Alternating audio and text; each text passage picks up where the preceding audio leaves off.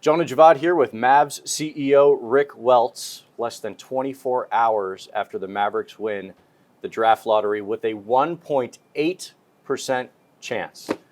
Hold it up for us. Let's see. This is the baby right here. You know, sealed, opened. There it was. Does it feel real? This feels real, but the experience, there's nothing about it that felt real. It's a crazy thing to sit through. How much sleep did you get last night? Not very much, but that was all for good reasons. Had to watch another NBA game after we got all our media stuff done last night. And, sure. Had a little adrenaline going, a few text messages to respond to. Fun night. What have the reactions been from Nico Harrison, Patrick Dumont? I'm sure you've talked to all of them since. What have they said to you? Yeah, thrilled for Nico. The whole basketball staff was together in a conference room at the hotel and went absolutely berserk. Yeah, I saw the video on social media, yeah. Which was awesome. I called Patrick right after, and he didn't get to watch it live. His kids, or one of his kids, had a track meet. So he was watching a track meet, got a phone call from Mark Cuban to tell him that we were going to be in the top 4. Got a second phone call from Mark, which he kind of couldn't understand because there was so much screaming going on, to find out that he'd won lottery. So he was his kid's track meet instead. Wow. So yeah. Cuban called Patrick to inform him that, hey, we're top 4. Top 2. And then we won. Unbelievable. So, incredible.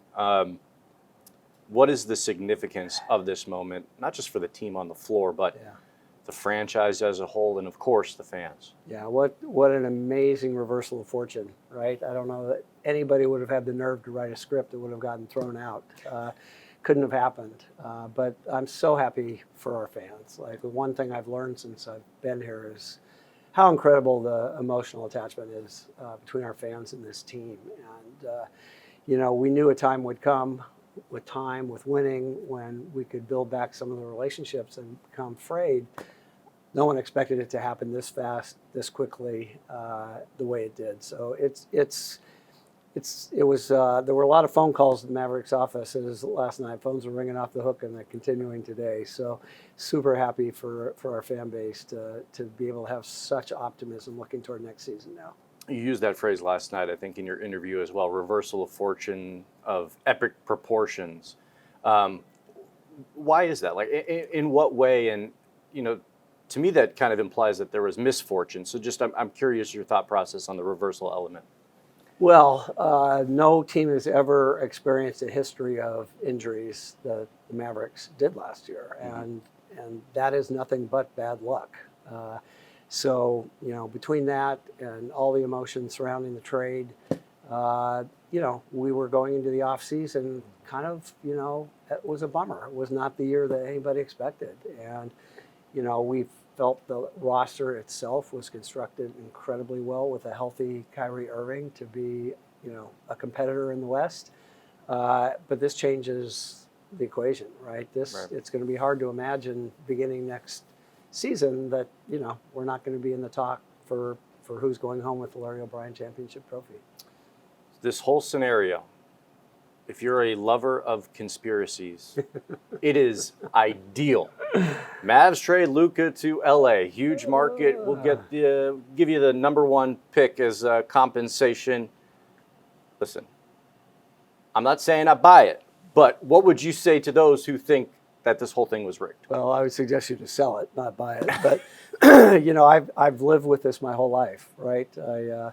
I was the executive in charge of the NBA draft lottery 40 years and 1 day ago at the Waldorf Astoria Hotel in New York City, when miraculously David Stern pulled the New York Knicks envelope out of a clear plastic drum, and the Knicks chose Patrick Ewing in that draft. So I've been doing interviews about the conspiracy theories surrounding that draft for 40 years now. So it wouldn't surprise me if a few conspiracy theorists popped up again on this time around. But my hands were visible the whole time. I was sitting at a table. I had nothing to do with the process. So I'm pretty sure that the people will have confidence in the result. You just have the magic touch, I guess. Everywhere you go, there's just these coincidences that keep popping up. Let's hope they continue. I want to ask you about some of the buzz on social media, and can't put too much stock into just hypotheticals, but chatter of, would you trade the pick for Giannis? Would you trade the pick straight up for Luka?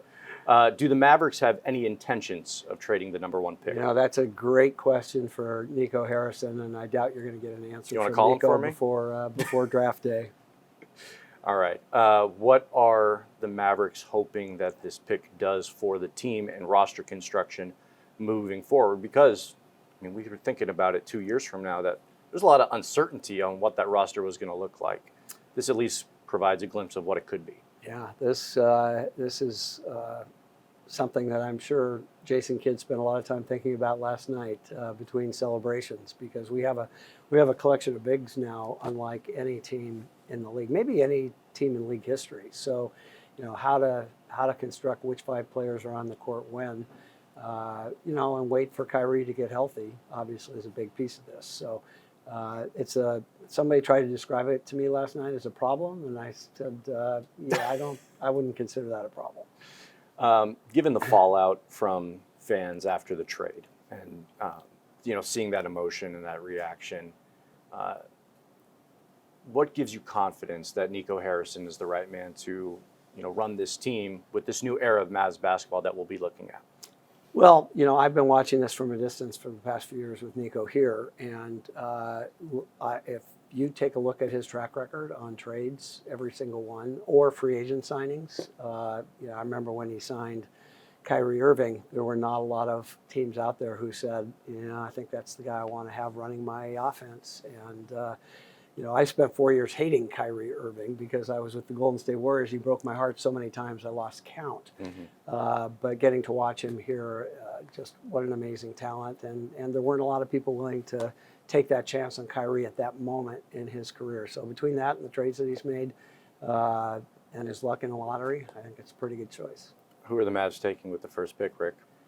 Whoever Nico decides we're going to pick. Oh, come on now. What are your thoughts just outside of that question? We can separate those questions.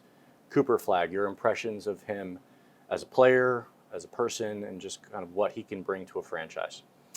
You know, I was reading about his accomplishments at every level of his career. It's just been amazing. I did get a chance to introduce myself to him. You know, I don't know, don't call it a conspiracy. I was seated at the team table closest person to Cooper Flagt when I got there. Rolando Blackman was seated dead center at the set. And then when it got down to 4, he was seated right next to Mark Tatum at the podium. So there was something in the air last night that kept us close to Cooper. And, you know, his accomplishments at every level are unlike really any player in history. And he's just done it with 1 year at Duke. Just amazing to be College Player of the Year. It's unbelievable. What was your interaction with him? Did you say anything? Welcome to Dallas. I just introduced myself to him and said, you know, we're looking forward to seeing more of you in the future, and that was pretty much it. It's a good night for him too. It was pretty cool. Yeah. I have been out of the league for 3 years, and in the past, those lottery picks were not necessarily in the room when the lottery was taking place. So that was kind of a cool element last night. That's really neat. Yeah. Awesome. Well, we appreciate it. Is there? How do you just summarize it? Just kind of you have barely been here less than a year, way less than a year. I got here January 1st. How do you summarize these last 4 months? 30 days of getting to know Dallas and breaking the internet on February 1st and breaking the internet again last night. Rick, thank you for your time. Thanks. Awesome. Appreciate it.